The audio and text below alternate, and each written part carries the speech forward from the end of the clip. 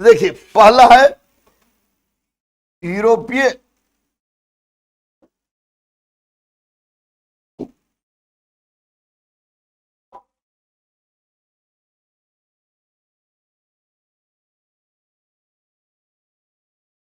यूरोपीय कंपनी का आगमन। यूरोपीय कंपनी का आगमन। पहला यूरोपीय कंपनी का आगमन लिखो।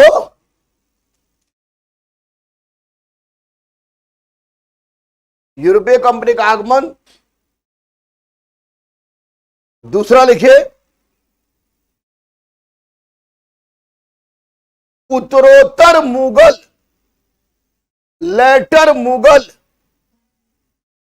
उत्तरोत्तर मुगल, लेटर मुगल।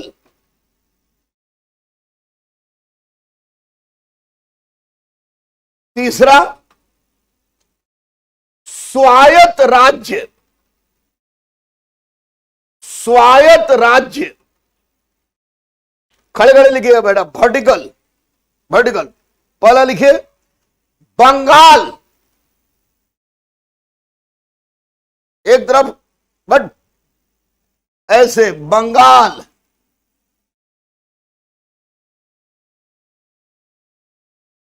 बंगाल। सामने लिखिए मुर्शीद कुली खान, मुर्शीद कुली खान।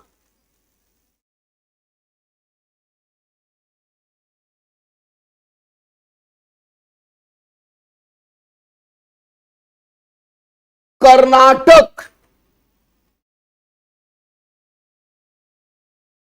सदातुल्ला खान।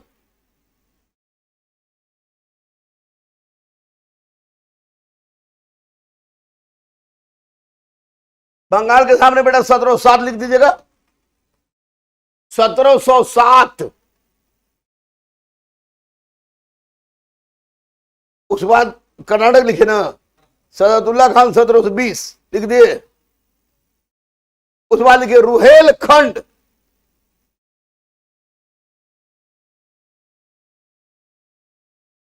रंजीत को बोले दो, रंजीत को, रंजीत।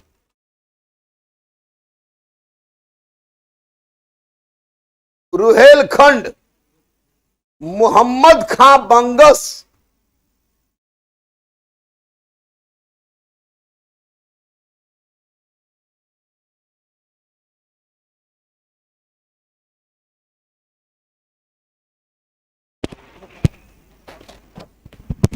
फीस 70 रुपए कर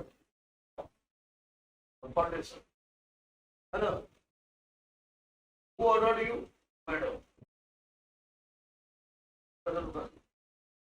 बोर्ड में जाकर लिखती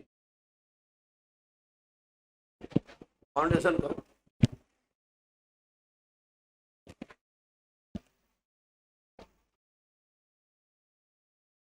लड़कों गरीबों की क्षमता क्रय शक्ति बहुत घटी है। साइकिल अपराध ले ठीक है ना। क्या लिखे? रुहेलखंड मोहम्मद खां बंगस 1720, 1720। कर्नाटक हो गया। अवध, अवध सामने सआदत खां, सआदत खां, सआदत खां 1722।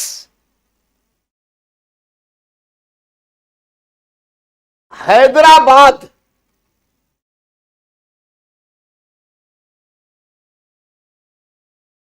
हैदराबाद 1724।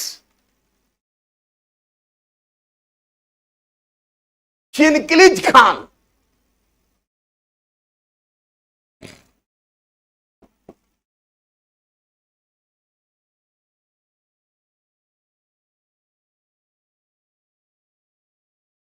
चिनकिलिज खान। कोर्ट में लिखना निजामुल मुल्क आसफ जहां, निजामुल मुल्क आसफ जहां।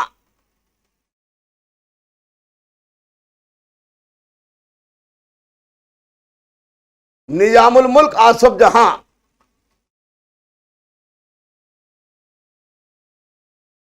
उसके बाद लिखिए नीचे ईस्ट इंडिया कंपनी और बंगाल।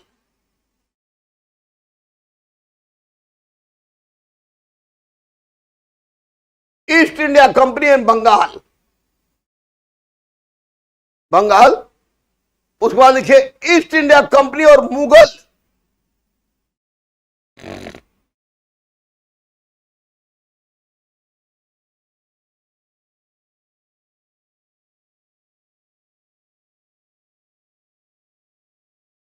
लिखे। उसके बाद लिखिए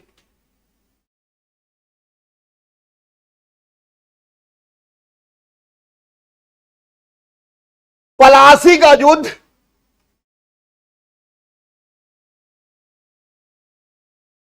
23 जून 1757।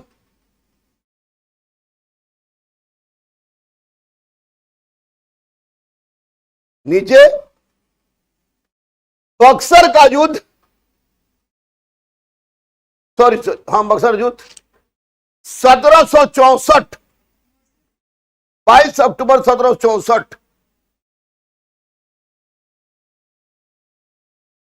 22 अक्टूबर 1764।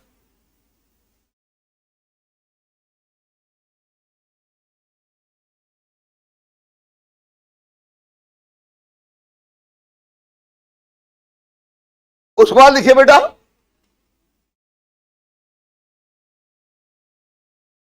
इलाहाबाद की प्रथम संधि।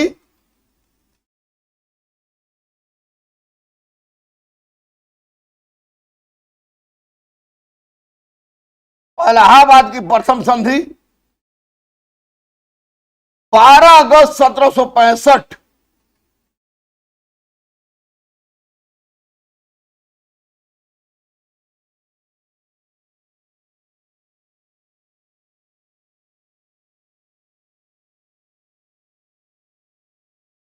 इलाहाबाद की दूसरी संधि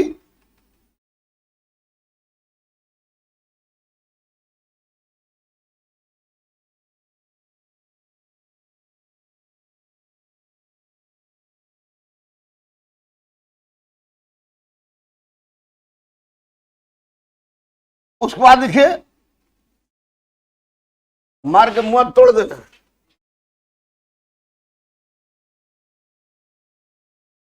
16 अगस्त 1765।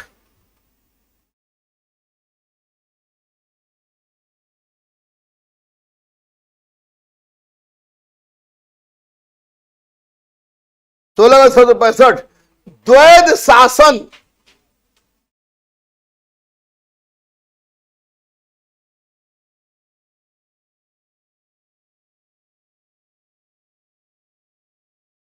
द्वैध शासन।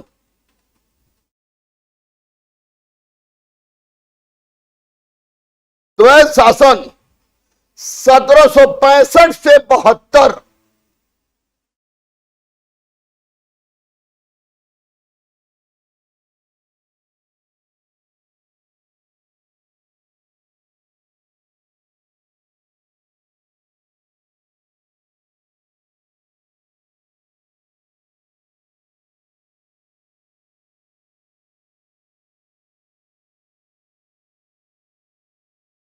उसके बाद लिखिए 1772 से 1857।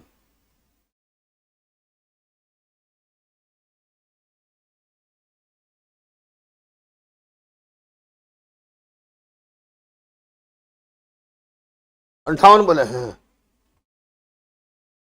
अंठावन बोले हैं।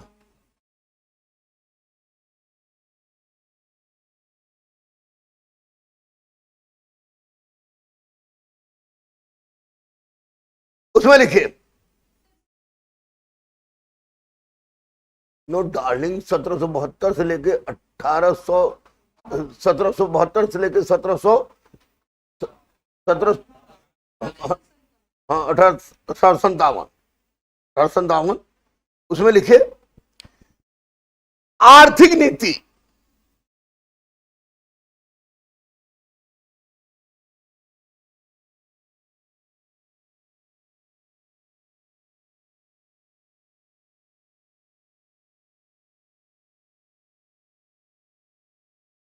आर्थिक नीति में लिखिए नई भू राजस्व व्यवस्था, नई भू राजस्व व्यवस्था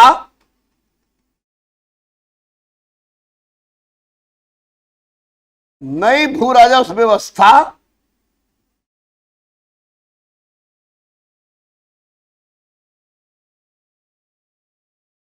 नई भू राजस्व व्यवस्था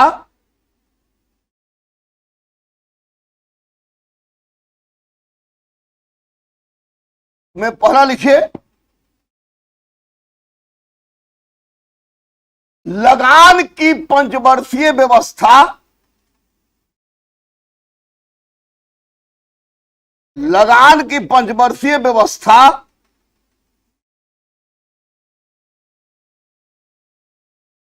लगान की पंचवर्षीय व्यवस्था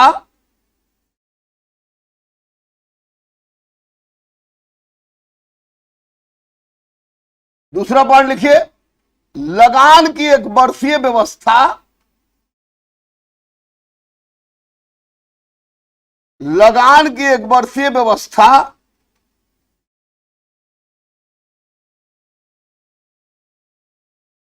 लगान की एक वर्षीय व्यवस्था उस बाद इन दोनों को घेर के बेटा इसे ऐसे घेर के पोस्ट में कर दिए Hastings, Warren Hastings.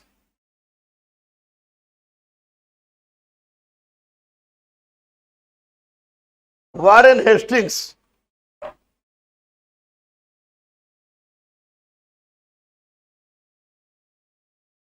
Warren Hastings उसके बाद लिखिए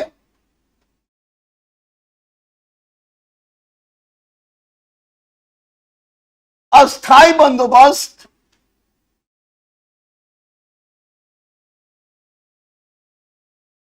अस्थाई बंदोबस्त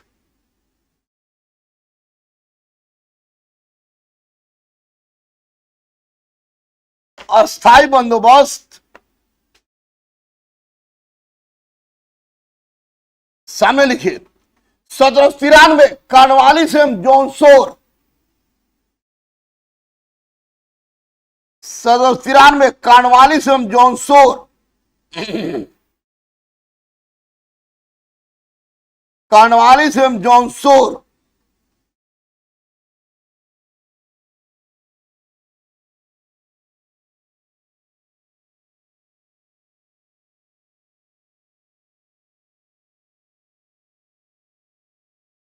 उसके बाद लिखिए महलवाड़ी व्यवस्था, महलवाड़ी व्यवस्था 1820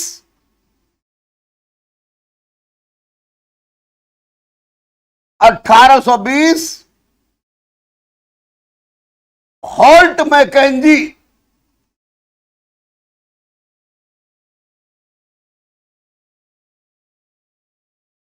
हॉल्ट मैकेंजी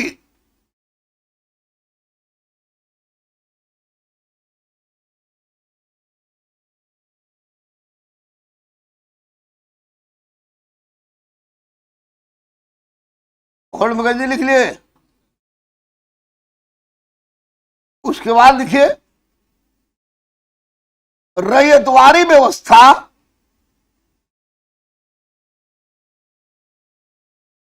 रैयतवारी व्यवस्था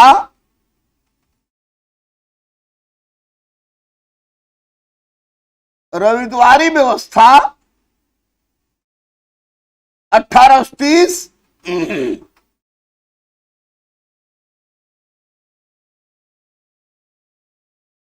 रीड एवं मुनरो, रीड एवं मुनरो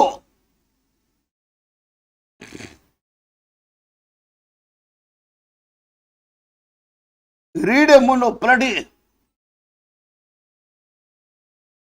उसके बाद लिखिए धन का पलायन।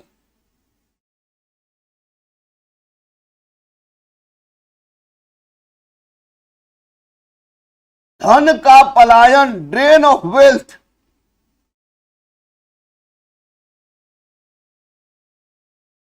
धन का पलायन, ड्रेन ऑफ वेल्थ।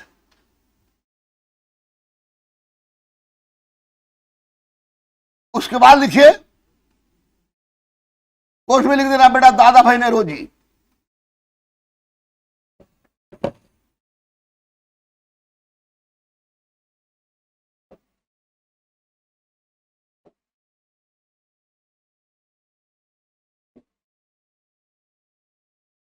है ना बेटा, उसमें एक ईमेल लिख दीजिएगा नोट में,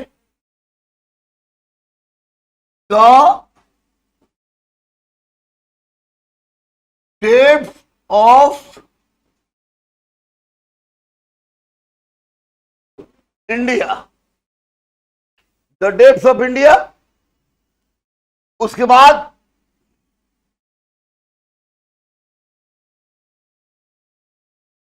poverty and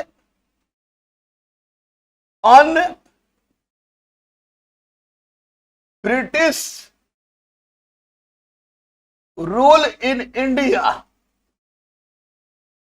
poverty and on British rule in India.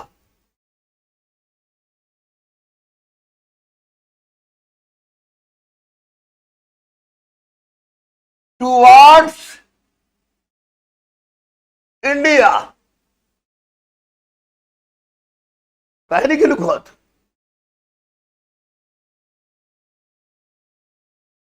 सब बोल,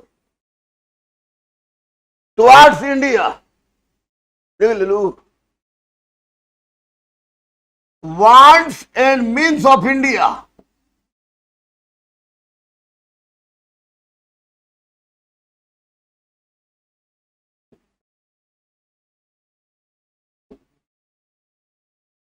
wants a means of India,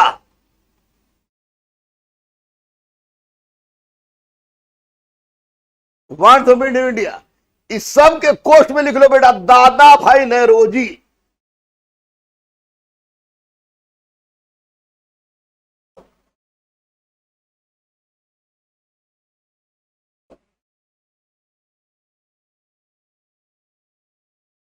दादा भाई नेहरू जी, उसके बाद लिखिए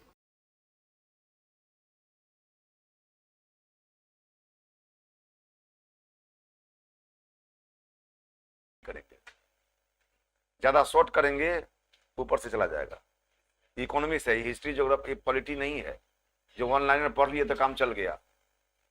इसमें थोड़ा अंदर में जाना पड़ेगा। मैं क्वेश्चन दूंगा, दुर्गा में पूछा हुआ क्वेश्चन, एकदम पढ़ाया हुआ क्वेश्चन जो लड़ा है वो मैं दूंगा आपको, लेकिन उसको थोड़ा सा घुमाया है, वो हम क्वेश्चन देंगे आपके सामने। तो जब तक कंसेप्ट क्लियर नहीं कीजिएगा, कुछ लोग चाहते हैं ऑनलाइन में पढ़ाते तो ज्यादा अच्छा है। हमको ऑनलाइन में पढ़ने की क्या जरूरत है, ऑनलाइन जहां लिखा हुआ है कंसेप्ट रट जा। आजकल तो एक फैशन चला है नया। हम ऑनलाइन के विरोधी नहीं है, लेकिन अन्य विषयों में इकोनॉमिक्स में ऑनलाइन लेकर चलिएगा तो खाली यही चलेगा। भारत की राजधानी कहां है? नई दिल्ली। दिल्ली नहीं, ऑब्जेक्टिव में गलती हो गई, अब रट गए। 4 बार बोलेंगे भारत की राजधानी नई दिल्ली, भारत की राजधानी, याद हो गया। लेकिन पता है आगे बढ़ेंगे तो भूल जाएंगे। अब हम आपको क्वेश्चन देंगे इकोनॉमिक्स का जो दरोगा में पूछा है। आप जरा ऑनलाइन पढ़ कर बना तो दीजिए तो देखें। पढ़ाने वाले को मैं कहता हूं जरा बनाकर दिखा दे ऑनलाइन पढ़ करके। लेकिन नहीं, फैशन है आजकल, बड़ा लंबा पढ़ाते हैं। तो बाबू इकोनॉमिक्स विषय है लंबा पढ़ाने वाला। फिर भी हम आपको लंबा जरा लेकर नहीं चलेंगे, हम मीडियम का। ठीक, या चाहते हैं ऑनलाइन लड़े सो बोलिए। हाँ, तो थोड़ा सा हम ज्यादा डिटेल्स में भी लेकर नहीं चलेंगे, फाउंडेशन की तरह नहीं लेकर चलेंगे, और बिल्कुल शॉर्ट में भी लेकर नहीं चलेंगे। क्या उदास हो गए क्या? तो सबसे पहले आप सबों को ऑनलाइन से ऑफलाइन तक के लोगों की शुभकामनाएं।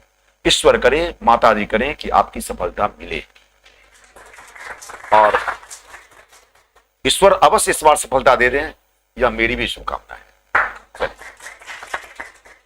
तो सबसे पहले कॉपी तो नहीं होगा इकोनॉमिक्स है, पता था ही नहीं कि इकोनॉमिक्स होगा, तो कॉपी कहां से आएगी? ये हमको ठग रहे हैं, हैं? अच्छा, एडजस्ट कर देंगे, इसको समायोजन कहते हैं हिंदी में। हाँ चलिए, अच्छी बात है। वाह, कौन लिखे हैं वो? जबरदस्त राइटिंग है। पहले ये अनुमान बताइए कि हमको बोर्ड चलाने आएगा कि नहीं आएगा? आएगा पक्का, क्योंकि हम तो पुराना आदमी है। अच्छा, एक्सपीरियंस से इसको क्या लेना देना है? अच्छा, विश्वास है ना। लिखिएगा, सबसे पहले दो बातें जान लीजिए। हम शॉर्टकट मेथड में नहीं चलेंगे, ना लॉन्ग टर्म में चलेंगे, मीडियम टर्म में लेकर चलेंगे। एक क्वेश्चन तो इंट्रोडक्शन क्लास से ही पूछा गया था, पहले आप डाल दीजिएगा इंट्रोडक्शन, इंट्रोडो, ये एच नहीं है, इन है, एन है, रुक रुक कर चलता है कलम आपकी। और फिजिकल में आप लोग की आंख चेक तो नहीं होते? आंख चेक नहीं ना होती है फिजिकल में, खाली खुद फान करना है, कितना छलांग लगा सकते हैं, 4 वही। आंख की नहीं ना परेशानी, नहीं, आंख की परेशानी होती तो इसको देखने के लिए कम कहते। ये आंख के क्या कहते हैं उसको, ये बहुत गिरा रहा है। मेरी आंख अभी भी 6/6 है, लेकिन ये बोर्ड अब कमा रहा है। मैं 1 साल पहले चेक करवाया था यही रामकृष्ण मिशन आश्रम में, तो 6/6 मेरी आंख बताया मुझे। इतनी उम्र में आपकी आंख इतनी हम जी, उम्र से आंख का अंदाज मत लगाइए, शरीर से आंख का मत अंदाज लगाइए। कम खाता हूं, गम खाता हूं, पक्का है। तो सबसे पहले अर्थशास्त्र किसकी रचना है? बोलते जाइए। कौटिल्य की या चाणक्य, वही एक ही बात है। बचपन का नाम विष्णुगुप्त था, उनके पिता का नाम चनक था, इसलिए उनका नाम चाणक्य पड़ा। आप कुटिल राजनीतिज्ञ थे, इसलिए नाम कौटिल्य पड़ा। एक लाइन पढ़े लिख लीजिए, देखिए कैसे वन लाइनर होता है। इंट्रो कीजिए, इंट्रोडक्शन, हेडिंग डाल दीजिए, इसकी कॉपी बना लीजिएगा सरल, और नहीं तो यहां फिर रफ में लिखिए, घर पर जाकर फिर कीजिएगा तो याद हो जाएगा। अर्थशास्त्र कौटिल्य की रचना है।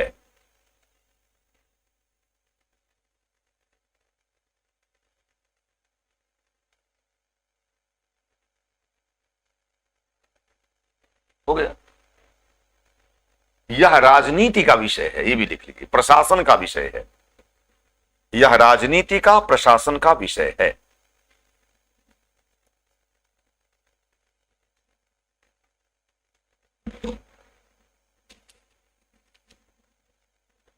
मुन्ना सर का मोबाइल चोरी हो गया।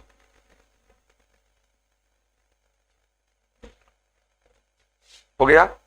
अब ऐसा अगर क्वेश्चन पूछ दे आपसे कि अर्थशास्त्र किसकी रचना है, तो क्या जवाब होगा? अर्थशास्त्र किससे संबंधित है?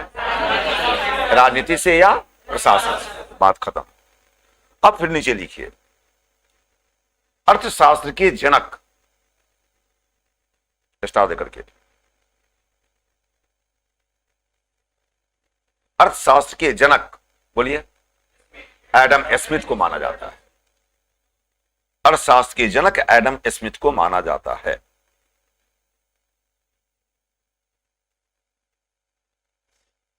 फिर नीचे लिखेगा, इनके अनुसार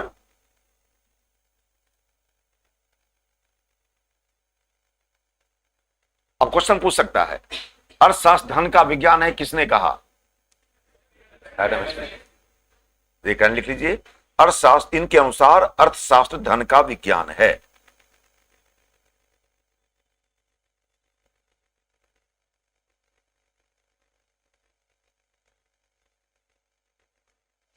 अब बताइएगा, यहां इन्होंने मानव को 2 भागों में बांटा है, ऐसे कर लीजिएगा।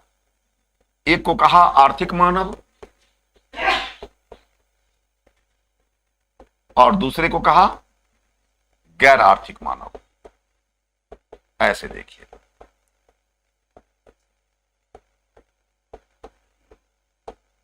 और अध्ययन किसका किया? आर्थिक मानव का। ऐसे टिक लगा लीजिए, क्यों लंबा चौड़ा लिखिएगा।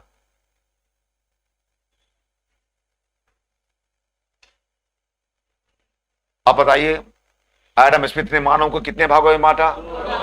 पहला, दूसरा, लेकिन बांटा भले ही दो भागों में, लेकिन अध्ययन किसका किया? आर्थिक मानव का।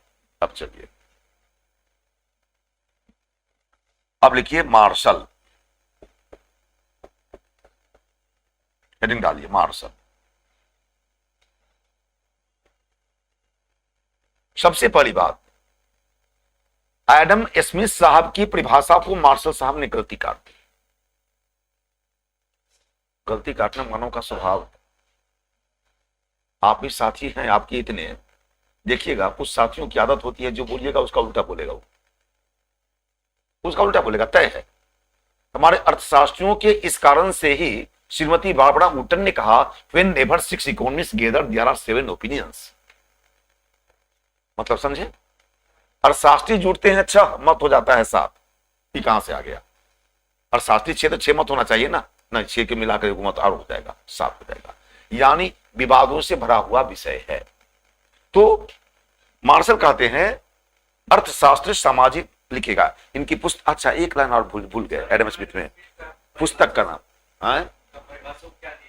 एडम स्मिथ धन का विज्ञान है, नहीं लिखा है, वही ना परिभाषा है। हाँ, हो गया है। एक चीज भूल गए हैं, वेल्थ ऑफ नेशंस। वेल्थ, इनकी पुस्तक एडम स्मिथ में लिख लीजिएगा, इनकी पुस्तक का नाम वेल्थ ऑफ नेशंस।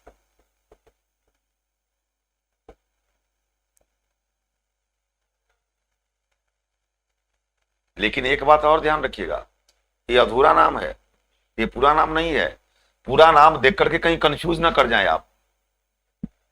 पूरा नाम देखकर कंफ्यूज नहीं करना है, आपको शॉर्ट में याद रखना है। क्या याद रखना है? Wealth of. ये पुस्तक प्रकाशित हुई 1776 में, ये भी याद नोट कर लीजिए क्वेश्चन, 1776 में। अब जरा बताइए, इनका पूरा नाम बतावें? अभी अभी एक एग्जाम में क्वेश्चन पूरा नाम से पूछ दिया है, अभी अभी कोई एग्जाम हुई है उसमें पूरा नाम में पूछ दिया है, अब लोग कंफ्यूज कर गया। अब कह रहे बेवकूफ, देखिए नाम, an inquiry into the nature and causes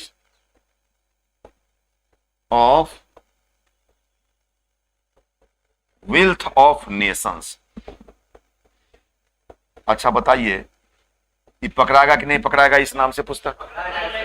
last में तो सेम वही नाम है, और ए दे दिया तो बहुत लड़का कंफ्यूज कर गया। इतना लंबा चौड़ा तो नहीं पढ़े थे, वेल्थ ऑफ नेशन पढ़े थे। तो कभी कभी कुछ दिमाग अप्लाई करना पड़ता है, इतनी समझ तो होनी चाहिए ना कम से कम। अब कभी कभी लंबा चौड़ा क्वेश्चन देख कभी घबरा जाता है। एक बार बीपीएससी मेंस वाले को पढ़ा रहे थे, वो अशोक राजपथ में, वो क्वेश्चन का आंसर लंबा हो गया। अरे हर क्वेश्चन का नेचर अलग अलग होता है, कोई लंबा भी हो सकता है, कोई छोटा भी हो सकता है। एक लड़का पूछा हमसे कि सर शॉर्ट करने का तरीका क्या है, बहुत लंबा हो गया।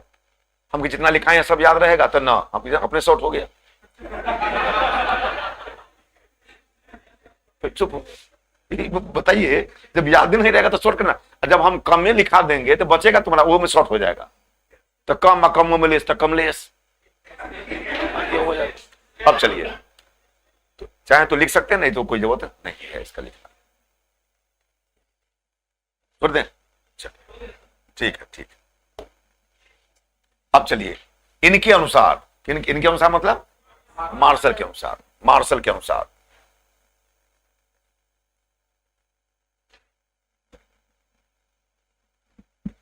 अर्थशास्त्र सामाजिक कल्याण का विज्ञान है।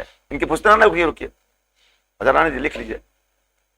इनके अनुसार अर्थशास्त्र सामाजिक कल्याण का विज्ञान है।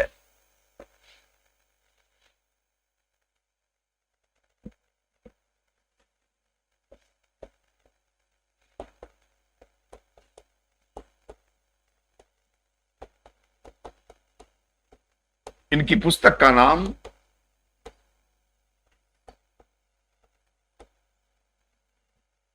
इनकी पुस्तक का नाम प्रिंसिपल्स ऑफ इकोनॉमिक्स है। इनकी पुस्तक का नाम प्रिंसिपल्स ऑफ इकोनॉमिक्स है।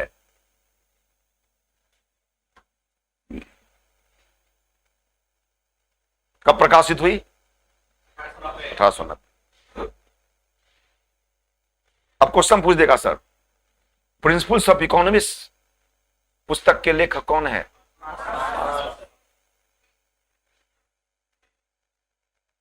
हो जाएगा। कब प्रकाशित हुई? अब देखिए, अर्थशास्त्र सामाजिक कल्याण का विज्ञान है, किसने कहा? मार्शल ने। अब देखिएगा यहां, मानवीय क्रियाओं को दो भागों में बांटा। मानवीय क्रियाओं को दो भागों में बांटा, आर्थिक क्रिया, ऐसे कर लीजिए, गैर आर्थिक क्रिया।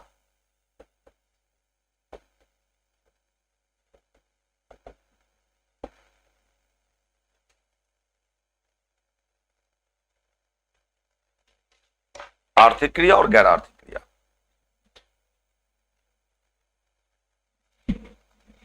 क्वेश्चन मैं देखता हूं, क्वेश्चन यदि होगा तो मैं अभी आपसे बनवाता हूं, अगर क्वेश्चन होगा तो।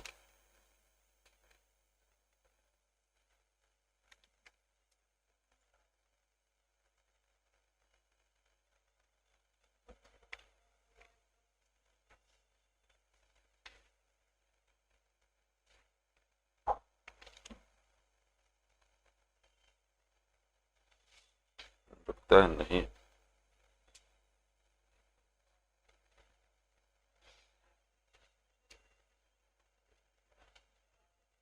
हाँ है, लिखिए, निम्नलिखित में से कौन आर्थिक क्रिया नहीं है? क्वेश्चन है, निम्नलिखित में से कौन आर्थिक क्रिया नहीं? आर्थिक क्रिया पहले समझते हैं ना, पहले सुन लीजिए। जिस कार्य को करने से धन की प्राप्ति होती है उसे आर्थिक क्रिया कहते हैं, और जिस कार्य को करने से धन की प्राप्ति नहीं होती है वह गैर आर्थिक क्रिया कहते हैं। सब बात लिखना जरूरी नहीं है, कुछ दिमाग में भी रखना चाहिए। तो आर्थिक क्रिया गैर आर्थिक क्रिया स्पष्ट हो गया। अब लिखिएगा, विकल्प में लिखिए, स्वैच्छिक समाज सेवा। स्वैच्छिक समाज सेवा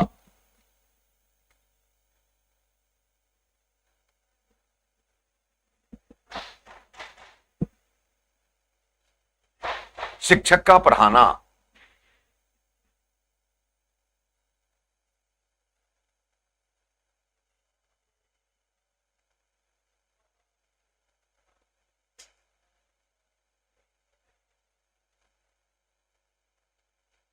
किसान का खेत में काम करना,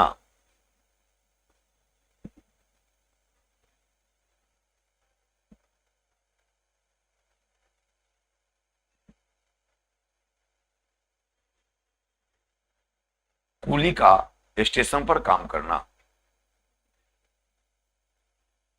बोलिए नहीं का नहीं, अपना अपना बनाइएगा। क्या क्वेश्चन क्या लिखा है? नहीं है, बनाइए, आराम से बनाइए, तो बोलिएगा नहीं।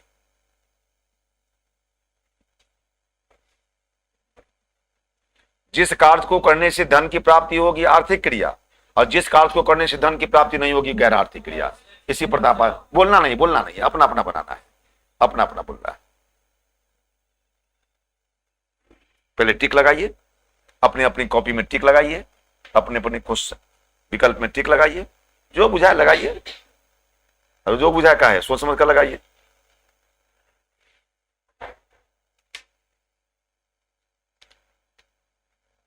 जिस कार्य को करने से धन की प्राप्ति हो उसे, और जिस कार्य को करने से धन की प्राप्ति न हो उसे।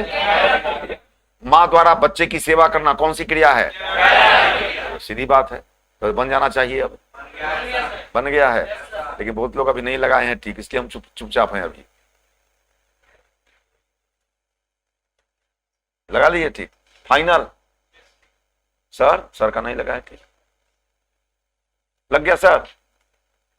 पहला विकल्प वाले हाथ खड़ा करें, दूसरा का हाथ मत खड़ा कीजिएगा, अपना हाथ खड़ा कीजिएगा। दूसरा का हाथ खड़ा मतलब समझते हैं ना, सबको देखे हाथ खड़ा, अपना भी खड़ा कर लिए।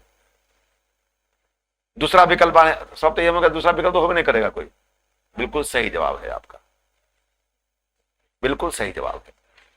हाँ, शैक्षिक क्या है? समाज सेवा। समाज की सेवा का मतलब ही हो गया बिना पैसा का कर रहा है वो। कोई व्यक्ति साइकिल से गिर गया हो, उसको उठा दीजिएगा, कौन आर्थिक क्रिया है क्या? आर्थिक क्रिया है? आपका कर्तव्य है उसे उठा देना। अब लिखिए, लिख लिए मार्शल वाला, टिक लगा लिए, इसको क्रॉस कर लीजिए।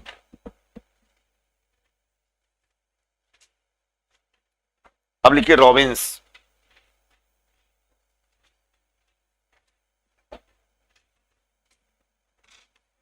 रॉबिन्स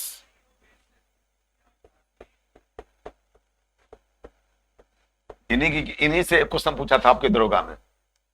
ये जो इंट्रोडक्शन पढ़ाया हूं ना, सेम इन्हीं से क्वेश्चन पूछ दिया था। लेकिन आज नहीं, जो पूछा कि हमको याद है नहीं क्वेश्चन, वो हम देंगे, एक आध दिन भूल जाइएगा तब। अभी देंगे तो बना दीजिएगा, हमको पता है। अभी देंगे भी तो बना दीजिएगा, हमारे पास क्वेश्चन भी नहीं है। रॉबिन्स, इनकी पुस्तक का नाम है किसी को याद? लंबा चौड़ा है, कहां तक याद रखिएगा।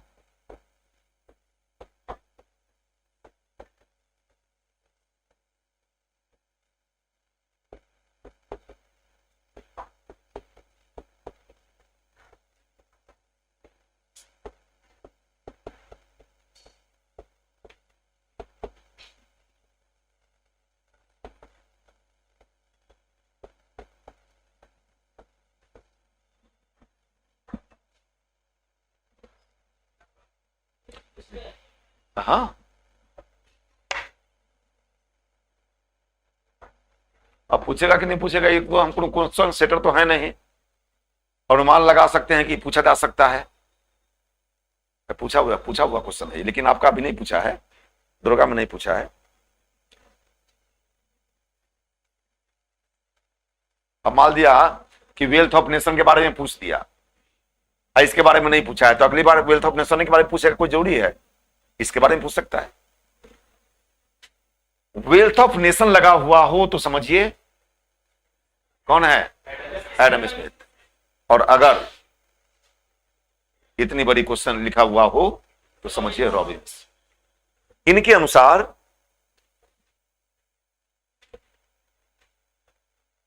अनुसार अर्थशास्त्र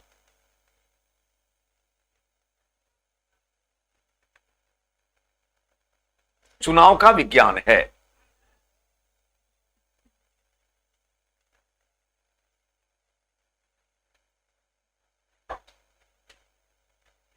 सीमित साधनों का विज्ञान है।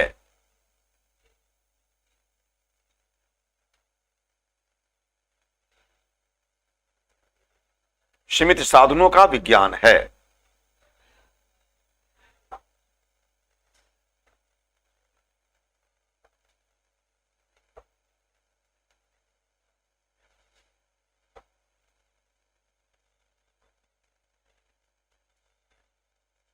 चयन का तर्कशास्त्र है, उसी में चयन का तर्कशास्त्र है।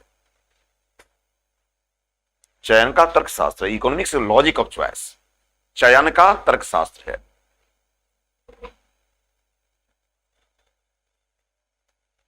इनकी परिभाषा की विशेषताएं, नीचे लिखिए, नीचे लिखिए, इनकी परिभाषा की विशेषताएं स्टार देकर के।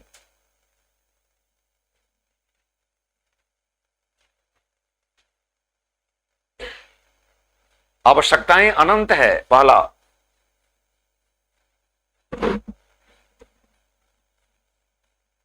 आवश्यकताएं अनंत है।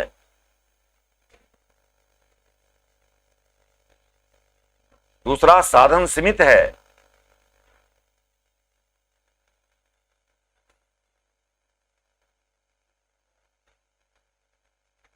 साधनों का वैकल्पिक प्रयोग होता है।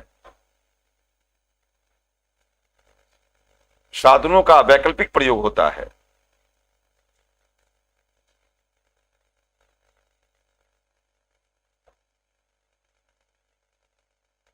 चुनाव करना।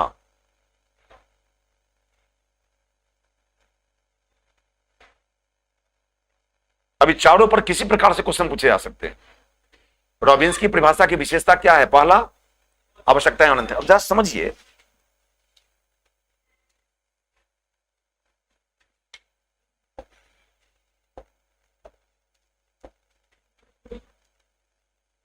आपके पास क्या है? 50 रुपया। अभी 2000 का नोट फिर बंद हो गया, बंदे हो गया। एक्सचेंज नहीं कहते हैं इसको, ये समझिए बंदे हो गया। ना ना ना, जैसे आपको मार्केट में नहीं ले रहा है तो बंदे ना हो गया। अब इसके लिए सहारा लेना पड़ रहा है बैंक का। आपको बैंक का मार्केट में लेगा कौन? बालू वाला, सीमेंट वाला, गिट्टी वाला, छड़ वाला, ईंट वाला, वो ले लेगा, वो सब ले लेगा। लेकिन इसको मार्केट में प्रचलन में नहीं कहेंगे। अब मार्केट से प्रचलन से बंद हो गया 23 सितंबर से। 23 क्या है ये? 23 मई से ही बंद हो गया, मार्केट में प्रचलन से बंद। अब इसको एक्सचेंज करने का मौका दिया है 30 सितंबर तक। यही तभी तो डिमोनेटाइजेशन है। 30 सितंबर से डिमोनेटाइजेशन नहीं हुआ, 23 मई से हो गया। तो 23 मई से डिमोनेटाइजेशन का मतलब ये हो गया मार्केट में प्रचलन इसका बंद। अब आप 10 नोट तक एक्सचेंज करा सकते हैं। अब जरा सोचिए, सरकार ने विमुद्रीकरण क्यों किया? ये विमुद्रीकरण करने का राइट है आरबीआई को, और आज तक 1978 में विमुद्रीकरण हुआ, उसके पहले भी विमुद्रीकरण हुआ, लेकिन दोनों बार आरबीआई विरोध में था। भारत सरकार ने अपने बल पर इसको विमुद्रीकरण करवाया है। इसलिए रघुराम राजन ने कह दिया था कि भारत सरकार आरबीआई के कार्य में अनावश्यक हस्तक्षेप कर रही है। हट गए, वो हटा दिए गए। उर्जित पटेल आए, उर्जित पटेल से इन्होंने कुछ पैसा विशेष मांगा, इन्होंने ऑब्जेक्शन किया, लगा कि ऑब्जेक्शन करने से कुछ इज्जत पर पड़ने वाली बात है, रिजाइन दे दिया। तीसरी बात, उर्जित पटेल ये कौन है? शक्तिकांत दास। अभी आई, तालमेल बैठा के बेचारे चल रहे हैं, तो फिर इनको रिन्यूअल कर दिया गया।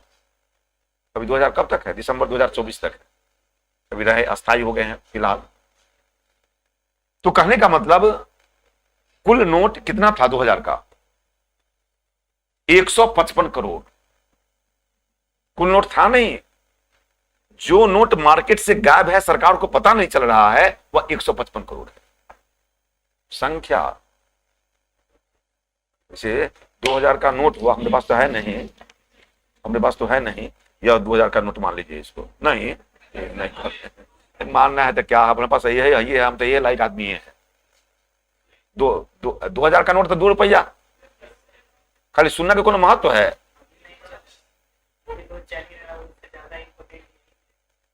चल नहीं रहा है, कैसे चल तो रहा ही है। अब लाइए ना, दीजिए ना, हमको चला रहे हैं, चल कैसे नहीं रहा? ऐसा बात कर रहे हैं? राजा है आप, दीजिए हमको, हम चला देंगे। हमारा अकाउंट में वैसे पैसा नहीं है, जाकर बजा लेंगे, क्या दिक्कत है? बस हो गया। अब ये कितना रुपया है सर? 2000। ये देखिए, ये समझना। अब ये 2000 का नोट हम 10 नोट तक एक्सचेंज करा सकते हैं। एक्सचेंज है, लेकिन सावधान, इसका गलत अर्थ मत लगाइएगा। लोग समझ लेते हैं कि जितनी बार चाहेंगे पूरा आधार कार्ड और सब लेगा तब एक्सचेंज करेगा वो, और अकाउंट में ही एक्सचेंज करेगा आपका। ऐसी एक्सचेंज नहीं करेगा। और अकाउंट में जमा करना है तो जितना, अब ये हुआ कि 2000 का नोट दिए, 500 का 2000 का नोट दे देगा आपको, जितना जमा किए उतना। ये एक्सचेंज हुआ। लेकिन अगर डिपॉजिट करना हो तो कितना भी डिपॉजिट करें, कोई लिमिटेशन नहीं है। लेकिन सोच समझ कर, अगर आपका लिमिटेशन नहीं है तो यही तो सरकार पकड़ना चाहती है। आप ज्यादा नोट करके देखिए, आप पर नोटिस आ जाएगा घर में। इसलिए हिसाब से बरतिएगा। अगर होगा आपके पास पैसा, अगर होगा तो सावधानी से बरतिएगा। 2000 का नोट 155 करोड़ गायब है, गिनती के साथ। गिनती में 155 करोड़ गायब है। केवल 2000 का नोट। सरकार को पता ही नहीं चल रहा है कहां चला गया। और 155 करोड़ की वैल्यू जो है वह 3.11 लाख करोड़ इतना गायब है। इसकी वैल्यू इतनी काला धन है। अब ऐसे ऐसे लोगों के पास काला धन बचा हुआ होगा जिसको पता नहीं चल रहा है सरकार को। अब इन लोगों से काला धन निकालने के चक्कर में सरकार ने यह नियम निकाल दिया, लेकिन फिर परिणाम क्या होगा कि अब इनके पास ब्लैक मनी है। 30 सितंबर तक मौका मिल गया। सुनो ना, एक काम करो ना, 10-20 को तुम भजा दो ना। 10-20 को पूछने वाला कौन है? 50,000 तक भजा दीजिएगा, क्या फर्क पड़ता है? कोई फर्क नहीं पड़ता। 50,000 तू ले लेना, 10% ले लेना। अब बताइए भजेगा कि नहीं भजेगा? तो इतने लंबे समय दे करके लोगों को मौका इन्होंने फिर दे दिया। पिछली बार जितना आया उसका 99.4% पैसा बैंक के पास वापस आ गया, यानी असफल। अब इस बार तो अभी शुरू हुआ है, लेकिन मौका इतना है कि मौका का फायदा लोग, अगर सरकार आपको लग रहा है कि आम जनता इससे दुखी नहीं है, आम जनता को कोई फर्क नहीं पड़ता है, तो 1 सप्ताह का मौका देते अगर हिम्मत थी तो। तब काला धन आप देखते कि पैसा कैसे जाता है गंगा नदी में। हाँ करा लेगा एकदम करा लेगा।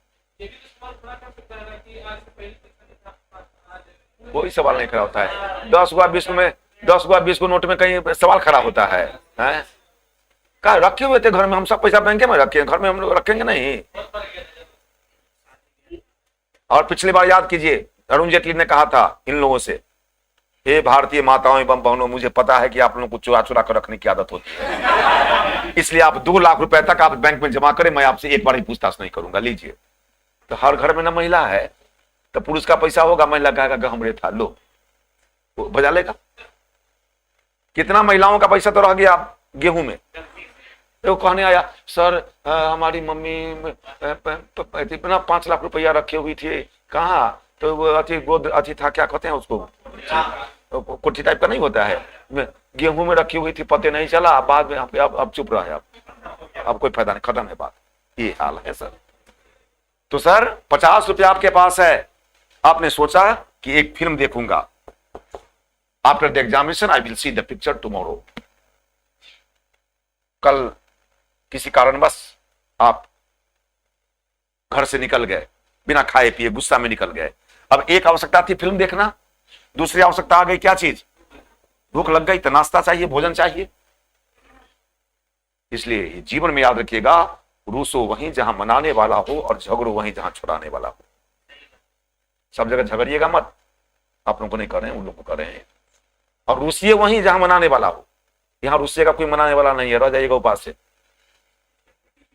दाल में नमक ज्यादा हो गया, खाना ही पड़ेगा पानी मिला मिला करके, नहीं तो अपने बनाना पड़ेगा। और घर पर माँ बनाई खाना, बहन बनाई खाना, नमक ज्यादा पड़ गया, उस टाइम फेंक दीजिएगा दाल। बुड्ढी हो गई, आज तक बनाने नहीं आता है, ला अपना ना बुझाया था जब पटना में बना नमक ज्यादा हो गया था, तो ये बात है। तो अब आवश्यकता आ गई, अब तीसरी आवश्यकता आ गई, परीक्षा हॉल के गेट पर पहुंच गया, पता चला कि कलम भी छूट गई। आवश्यकताएं कितनी है? आवश्यकताएं अनंत है, इसी को अनंत कहते हैं। साधन कितना है? अगर यह बढ़ा, आवश्यकताएं बढ़ी, अगर साधन भी बढ़ गया होता तो दिक्कत नहीं होती, लेकिन आवश्यकताएं बढ़ गई, साधन सीमित है। तीसरा मनुष्य की आवश्यकताएं अनंत है, दूसरा साधन सीमित है, दोनों समझ गए? साधनों का वैकल्पिक प्रयोग होता है। वैकल्पिक प्रयोग का मतलब ये साधन है, हम यहां भी खर्च कर सकते हैं, यहां भी खर्च कर सकते हैं, यहां भी खर्च कर सकते हैं, इसी को वैकल्पिक प्रयोग कहते हैं। जैसे आम, पानी का भी वैकल्पिक प्रयोग होता है, पानी का भी वैकल्पिक प्रयोग। पानी पीने में डायरेक्ट पी रहे हैं ना, रोटी बनाना हो तो पानी चाहिए, चावल बनाना हो तो पानी चाहिए, सत्तू सानना है, सत्तू घोरना है तो पानी चाहिए, इसको वैकल्पिक प्रयोग कहते हैं। एक चीज का डिफरेंट जगहों पर प्रयोग को वैकल्पिक प्रयोग कहते हैं। तो हो गया, और चुनाव करना, हैव टू सिलेक्ट। एक विद्यार्थी के नाते अब चुनाव कीजिए कि इस पर सीमित साधनों का विज्ञान है, याद रखिए। किसने कहा? रॉबिन्स ने कहा। अब एक क्वेश्चन बन गया यहां, लेकिन आज नहीं दूंगा, अगले दिन क्वेश्चन दूंगा। अब चुनाव कीजिए तो एक का पेन। और लोगों का विचार पूछ लीजिए, तो आपका विचार है ना, इन लोगों की बात कीजिए। देखिए आपके पड़ोसी कहते हैं भोजन करेंगे, भोजन। एक विद्यार्थी के नाते पहले क्या करेंगे, इसको बात कीजिए पहले। आप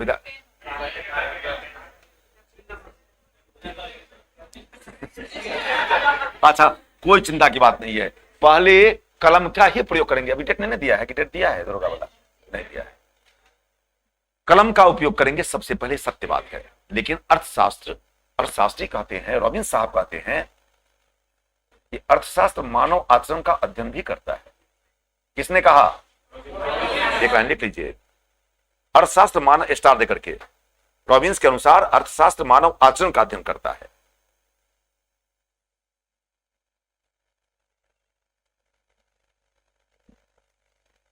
अर्थशास्त्र मानव आचरण का अध्ययन करता है।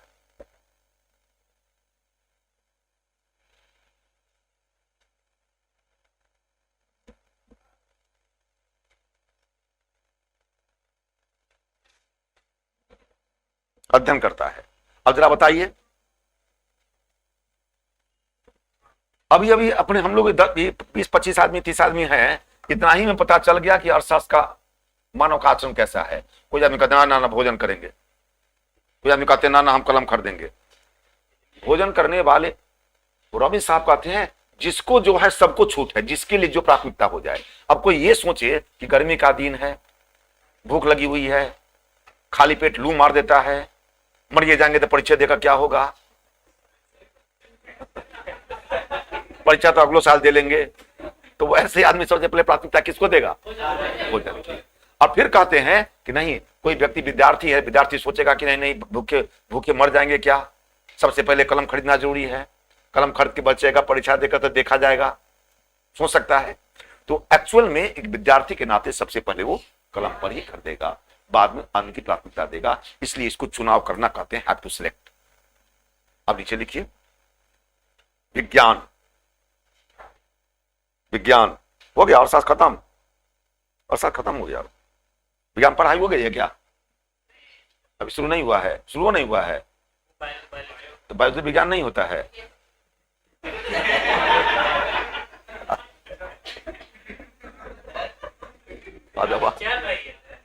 तो चल रहा था, वही ना पूछ रहे हैं, मुझसे क्या मतलब है? शुरू हो, कोई पूछे कि शुरू हुआ कि नहीं हुआ, तो शुरू कहिएगा शुरू हो गया। नहीं, विज्ञान में तीनों आता है। ये हमको भरमाइए मत, ये समझिए कि आर्ट्स के आदमी है तो उल्टा पुल्टा कर इनको समझा दे हम। हाँ, वो आर्ट्स में आता है क्या बायोलॉजी? तो फिर हमारा अर्थशास्त्र विज्ञान है। अगर इंग्लैंड कभी जाने का मौका मिले या वहां पढ़ने का मौका मिले तो अर्थशास्त्र को साइंस में रखा गया है। अर्थशास्त्र साइंस का विषय, इसलिए हम भी साइंस के आदमी हैं। अच्छा, विज्ञान। विज्ञान क्या होता है, किसको कहते हैं विज्ञान? आपको हमसे अच्छा जानते हैं, इसको हम क्या बताएंगे आपको। जो कारण और परिणाम दोनों की व्याख्या करे उसी को विज्ञान कहते हैं। एक सिंपल भाषा में, जो कारण और परिणाम दोनों की व्याख्या करे उसी को विज्ञान कहते हैं। अगर अर्थशास्त्र भी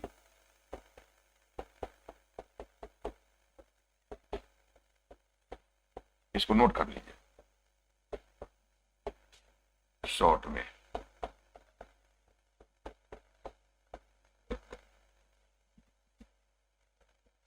जरा बताइए, विज्ञान है, कारण है, परिणाम है, अर्थशास्त्र है। लोहे को गर्म करना क्या है? कारण है। लोहे को गर्म करना, फैलना उसका परिणाम है। गर्म किया गया तब तो फैला। एक आदमी खाना बना रहा था, खूब बढ़िया से उमेश क्या डालते हैं पहले? तेल, धनिया, क्या क्या डाला, जीरा मरीच क्या क्या होता है सब डाला, सब मसाला वसाला डाल दिया और गैस ऑन नहीं किया, बनेगा? कारण था गैस का बंद होना, परिणाम हुआ कुछ नहीं हुआ। सही बात है कि नहीं? उसी प्रकार से मेहनत करना हमारा काम है। सफलता तभी मिलेगी जब भाग्य भी कुछ साथ देगा तब। जैसे 5 किलो दूध है, जब तक दही नहीं डालेंगे थोड़ा सा तब तक दही नहीं जमेगा। वो 5 किलो दूध है, उसमें थोड़ा सा जोरन चाहिए ना। इसलिए आप ईमानदारी से मेहनत करें और सफलता के लिए ईश्वर पर छोड़ दें। वो समझेगा कि मेरा काम मुझ पर छोड़ दिया है, इसको जो दरोगा बनाओ। और सोचिएगा ना ना हम मेहनत किए हैं, हमारा बल पर होगा तो होगा, ऐसे नहीं होगा। भगवान सोच लेंगे तेरा घमंड है। भगवान का सबसे बड़ा भोजन होता है घमंड। 5 किलो दूध में थोड़े सा दही डालते हैं, हो वही जोरन है, वही भाग्य है। इसलिए आइए तो विज्ञान मतलब कारण और परिणाम की व्याख्या करें। अगर अर्थशास्त्र भी कारण और परिणाम दोनों की व्याख्या करेगा तो विज्ञान कहलाएगा, दोनों की व्याख्या नहीं करेगा विज्ञान नहीं कहलाएगा। अब जरा बताइए, यह बराबर यह। अर्थशास्त्र में बेरोजगारी का कारण क्या है? बेरोजगारी का कारण क्या है? जनसंख्या। जनसंख्या क्या बना? बेरोजगारी क्या बना? तो ये दोनों विषय अर्थशास्त्र का है कि नहीं है? इसका मतलब विज्ञान बराबर अर्थशास्त्र। Prove that. LHS बराबर RHS। यह बराबर यह, बोलिए आप लोग भी, यह बराबर तो यह बराबर तो यह बराबर। क्या बढ़िया बात है। किसी को समझाना होगा, इसी समझा दीजिएगा कि यह बराबर यह, तो यह बराबर यह, तो यह बराबर यह। अरे हम तो हाथ रख रहे हैं तब बोलते हैं यह बराबर यह। यह बराबर जनसंख्या ना कहना चाहिए आपको। तो आप लोग भी ताल में ताल मिला रहे हैं, सुर में सुर। यह बराबर यह, तो यह बराबर यह, तो यह बराबर यह। नोट कर लीजिए, इसको कर लिए। वाह,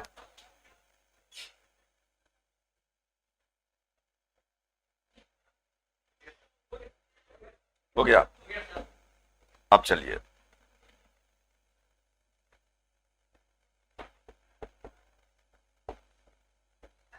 विज्ञान के कितने पार्ट हैं हमको नहीं पता है।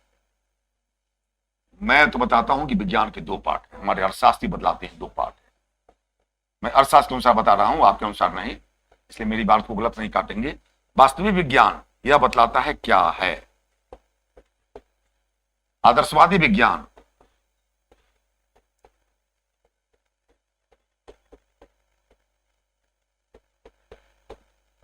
क्या होना चाहिए।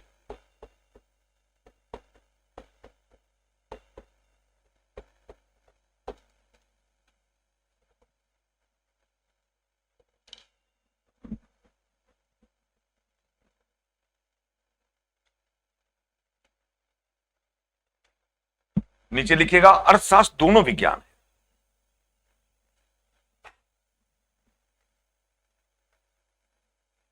दोनों विज्ञान मतलब समझ आएगा ना। अर्थशास्त्र वास्तविक विज्ञान भी है, आदर्शवादी विज्ञान भी है।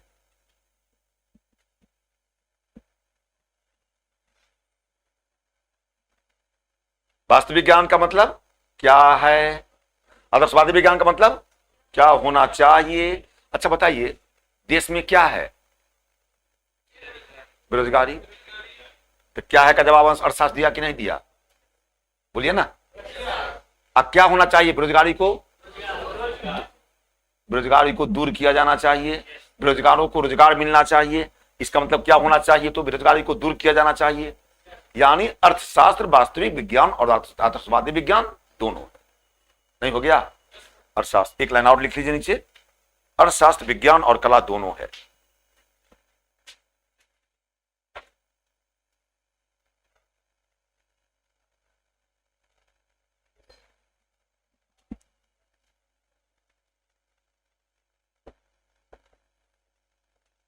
व्यष्टि अर्थशास्त्र,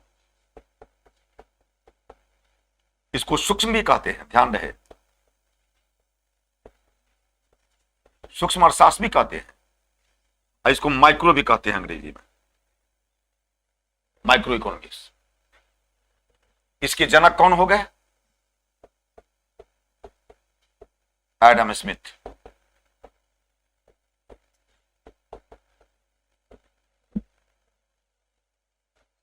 नेट पर गलत हुआ दिया हुआ है, ध्यान रखिएगा। नेट देख करके इसको गलती मत काटिएगा, सच्ची बात यही है। नेट पर कुछ गलतियां भी रहती है। समष्टि अर्थशास्त्र, समष्टि अर्थशास्त्र,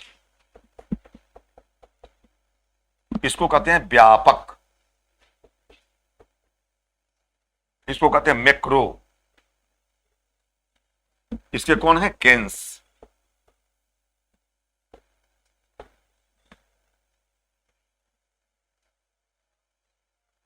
और दोनों मतलब समझ आएगा ना, माइक्रो प्लस मैक्रो, दोनों को अर्थशास्त्र में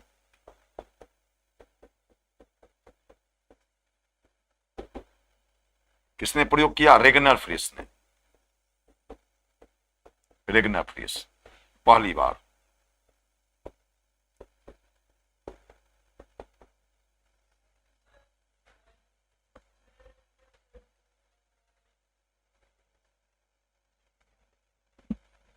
आपका इंट्रोडक्शन खत्म हो गया।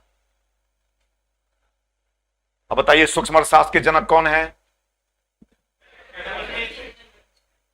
व्यापक अर्थशास्त्र के केन्स। दोनों को अर्थशास्त्र में पहली बार प्रयोग किसने किया? रेगनर फ्रिस ने। तो व्यष्टि अर्थशास्त्र के जनक, ला बोलते नहीं है जी आप लोग, चुप हो गए जाओ। व्यष्टि अर्थशास्त्र के जनक, समष्टि अर्थशास्त्र के जनक, दोनों को अर्थशास्त्र में प्रयोग करने वाला रेगनर फ्रिस। ये तीनों बातें याद रखिएगा, बहुत इंपॉर्टेंट है। और आज आपका इंट्रोडक्शन खत्म हो गया, कल हम आगे लेकर के चलेंगे नेक्स्ट चैप्टर है। कल नेशनल इनकम सब लिखा देंगे, कल लिखा देंगे।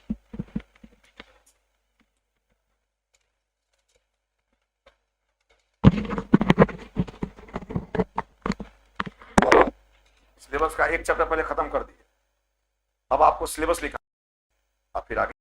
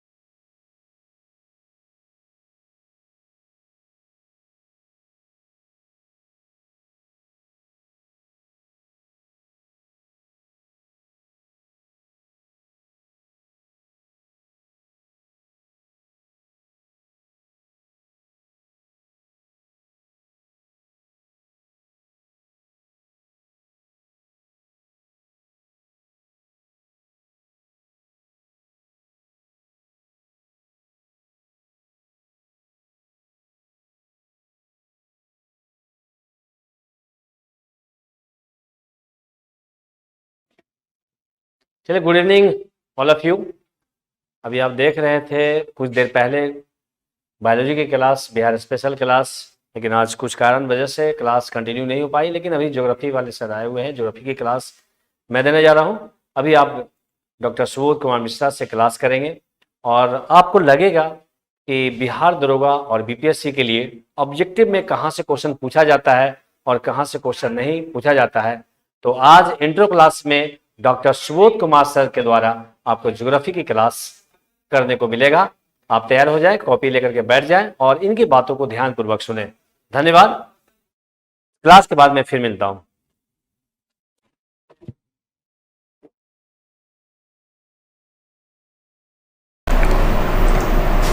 सभी छात्रों को मेरी तरफ से शुभकामना। तो मैं उम्मीद करता हूं कि सभी लोग अपने करियर के बारे में ज़्यादा सीरियस होंगे। चलिए हम लोग ज्योग्राफी की बात करते हैं। अब देखिए कि यहाँ हम लोग परीक्षाओं की बात करेंगे। परीक्षा में जैसे वन डे एग्जाम होती है, ऑब्जेक्टिव क्वेश्चन के जो से संबंधित जो परीक्षाएं होती हैं, बीपीएससी की परीक्षा होती है और भी बहुत सारी परीक्षाएं हैं, यूपीएससी हैं, उसके बाद एसएससी है, रेलवे है। इन परीक्षाओं में जीएस का बहुत बड़ा रोल होता है।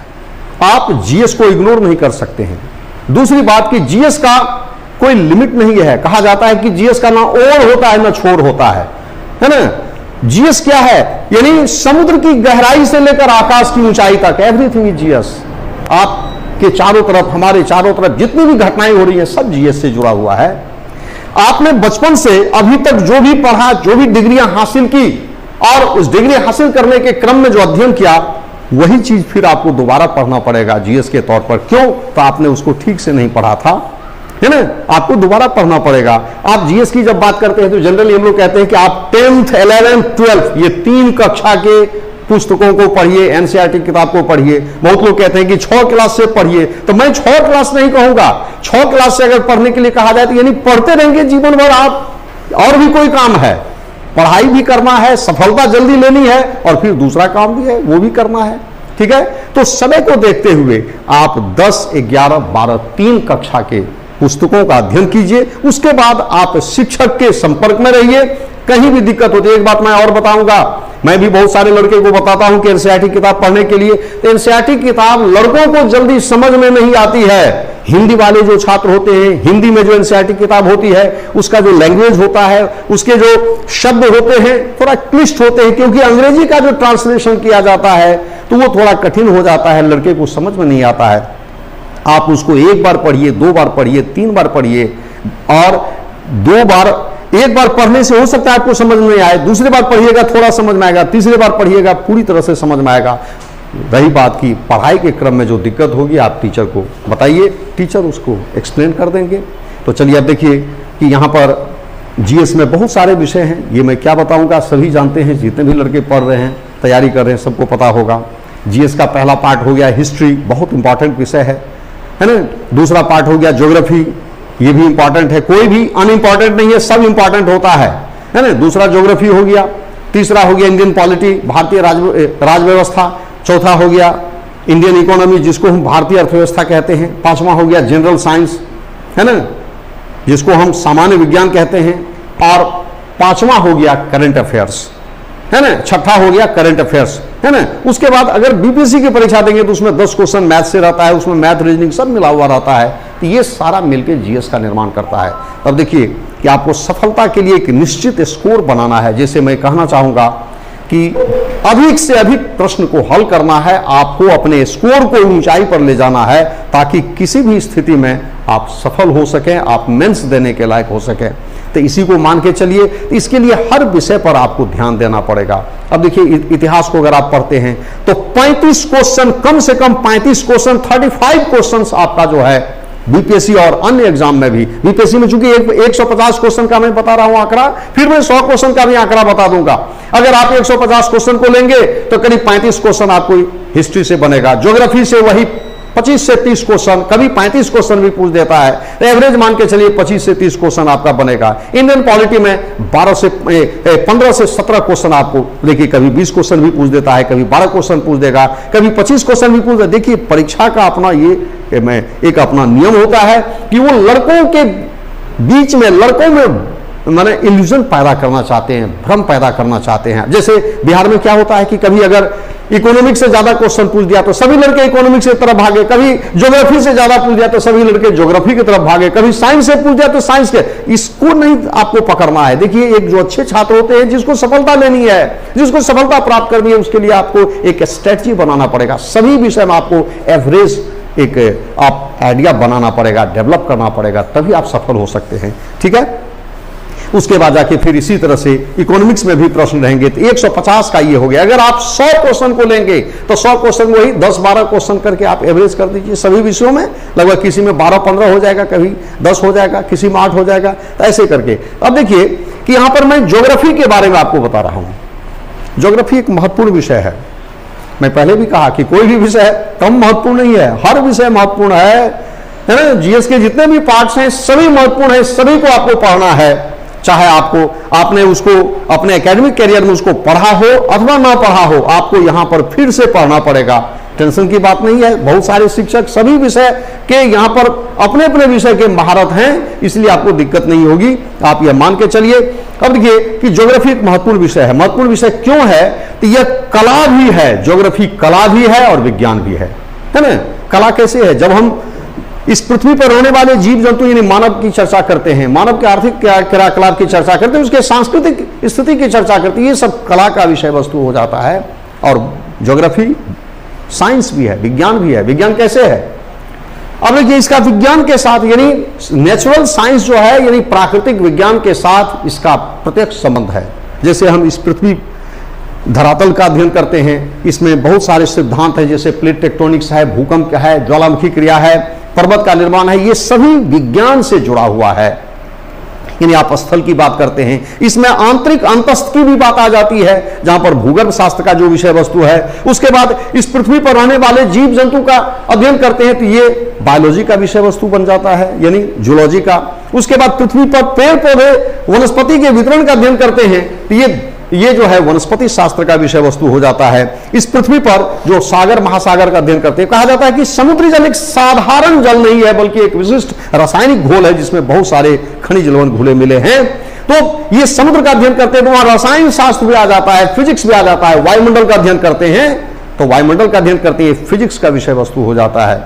इस तरह से यानी भूगोल कला भी है, विज्ञान भी। आप बेहतर होगा आप ये कहिए कि भूगोल विज्ञान और कला के बीच में कनेक्टिंग लिंक का काम करता है, एक सेतु का काम करता है। एक तरफ हमारा नेचुरल साइंस है, दूसरी तरफ हमारा सोशल साइंस है, दोनों के बीच में मध्यवर्ती कड़ी का काम करता है ज्योग्राफी।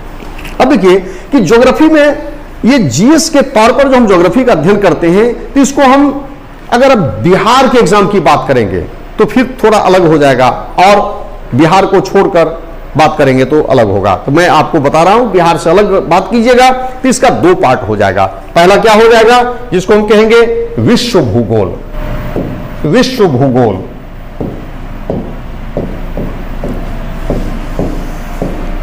इसको अंग्रेजी में कहेंगे वर्ल्ड ज्योग्राफी।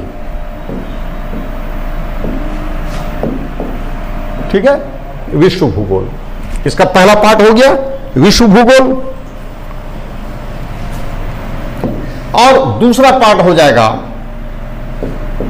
भारत का भूगोल। भारत का भूगोल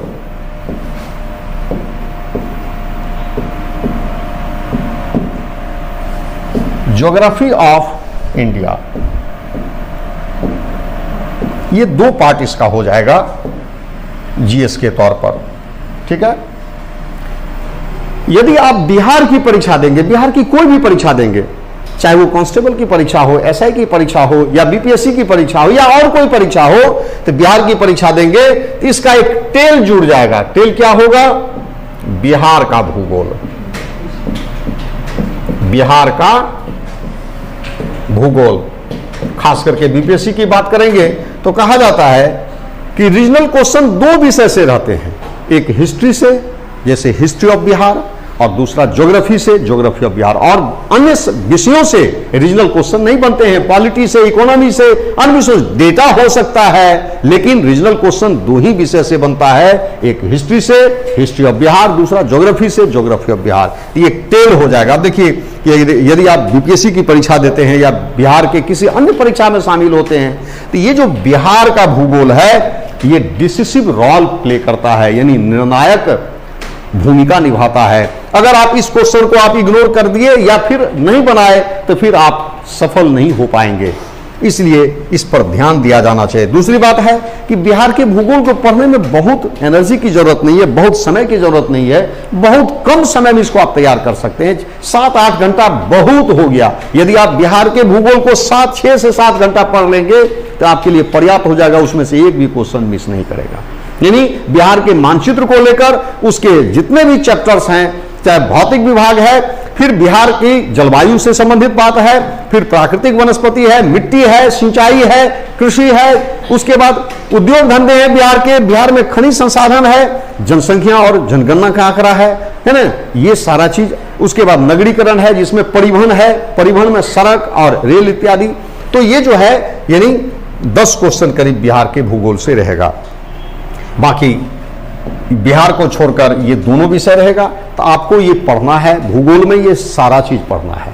अब देखिए, विश्व भूगोल हम लोग कहते हैं, वर्ल्ड ज्योग्राफी कहते हैं, ये शुरू से परिपाटी बन गई है। तो इसको हम विश्व भूगोल कहते जरूर हैं, लेकिन वास्तव में ये भौतिक भूगोल है, फिजिकल ज्योग्राफी है। फिजिकल ज्योग्राफी किसको कहते हैं?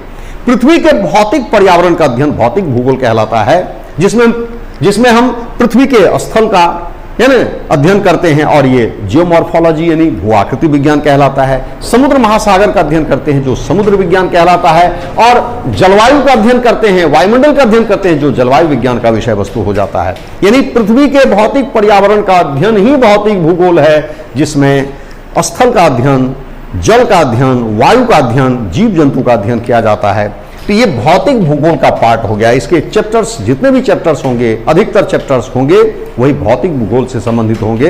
ये भूगोल का यानी कोर सेक्टर है, यानी मुख्य क्षेत्र है, और इसमें समझने की जरूरत है। ये कंसेप्ट पर आधारित है। अगर आप इसको समझ गए तो इसमें आपको बहुत दिक्कत नहीं होगी। इसके बारे में हर कोई थोड़ी बहुत जानकारी रखता है, लेकिन इसके बारे में सभी जानकारी नहीं रख सकते हैं, है ना, क्योंकि भूगोल का ये महत्वपूर्ण पार्ट है। और ये कोई भी, अगर कोई बच्चा भी अगर स्कूल में भी पढ़ता है, उसको भी भारत के भूगोल के बारे में बहुत सारी जानकारी होती है या हो सकता है। ठीक है, अब देखिए विश्व भूगोल में क्या सब चैप्टर होगा। मैं चैप्टर को अब मौखिक बता रहा हूं, है ना, जो है पहला क्लास है, इंट्रो क्लास है, इसीलिए मैं थोड़ा सा इधर उधर भी जा रहा हूं। विषय वस्तु पर मैं एकदम फोकस नहीं कर रहा हूं, करूंगा, पहले इसको बता दूं। अब देखिए, विश्व भूगोल के बहुत सारे चैप्टर्स हैं, हर चैप्टर आपके लिए जरूरी है। जैसे बहुत कहते हैं कि क्या, बहुत लड़के कहते हैं कि सर क्या इतना पढ़ना पड़ेगा? इतना नहीं, आपको पढ़ना है, और नहीं पढ़ेंगे तो फिर सफलता नहीं होगी। मान लीजिए इस बार सवाल नहीं आया इस चैप्टर से, अगले बार अगर पूछ देगा तो कहेंगे ना कि भाई सर आपने नहीं पढ़ाया। इसलिए हर चैप्टर को आपको ध्यान देना है। हाँ, ये मैं बताऊंगा, पढ़ाई के क्रम में बताऊंगा कि कौन सा चैप्टर कितना महत्वपूर्ण है ना, किस पर आपको कितना एनर्जी देना है। जैसे बहुत सारे चैप्टर हैं कि आपने पूरा उस पर अपना एनर्जी इन्वेस्ट कर दिया, लेकिन पता चला कि परीक्षा में उससे सवाल की संभावना कम होती है। तो ये मैं बताते चलूंगा कि कौन चैप्टर कितना महत्वपूर्ण है ना। तो इसमें पहला चैप्टर आपका हो जाएगा सौर मंडल या सौर परिवार। ये एक बड़ा चैप्टर है। देखिए, सौर मंडल ये भूगोल का विषय वस्तु नहीं है, भूगोल से ये प्योर भूगोल नहीं है। आप सौरमंडल के बारे में फिजिक्स में भी पढ़ते हैं, बहुत सारा चीज फिजिक्स का है इसमें। लेकिन अगर मैं कहूं कि नहीं ये फिजिक्स वाले पढ़ाएंगे, तो फिजिक्स वाले कहेंगे नहीं ये ज्योग्राफी वाले पढ़ाएंगे, तो फिर इसमें तो लड़कों को हानि होगी, दिक्कत होगी। तो चलिए हम ही लोग पढ़ा देते हैं। ये एक बड़ा चैप्टर होगा। आप कोई भी परीक्षा देने जाएंगे, सौरमंडल से क्वेश्चन रहने की संभावना होती है। जैसे प्लैनेट्स के बारे में, ग्रह के बारे में, उपग्रह के बारे में, क्षुद्र ग्रह के बारे में। उसके बाद फिर पृथ्वी, ये जो ग्लोब है, यानी पृथ्वी का प्रतिरूप है ग्लोब, तो पृथ्वी की जो गतियां हैं, है ना, जैसे घूर्णन है, परिक्रमण है, दिन रात की अवधि, ये सब जो है, अक्षांश देशांतर, इन सभी चीजों से सवाल पूछे जाते हैं। इसको लेके चलेंगे हम लोग। तो ये सौरमंडल महत्वपूर्ण चैप्टर हो जाएगा, में मिलेगी। दूसरा चैप्टर हम लोग का हो जाएगा पृथ्वी की आंतरिक संरचना, इंटरनल स्ट्रक्चर ऑफ द अर्थ, है ना। इसके बारे में हम लोग जानकारी प्राप्त करेंगे। फिर इसके बाद का चैप्टर होगा चट्टान, रॉक्स, बहुत इंपॉर्टेंट चैप्टर है। अब देखिए, कहा जाता है कि आप किसी भी देश समाज का जो सामाजिक आर्थिक विकास होता है वो उद्योग पर निर्भर करता है। उद्योग का संबंध खनिज से है, खनिज चट्टान से प्राप्त होता है। चट्टान का निर्माण उस देश के भौगोलिक इतिहास का परिणाम होता है।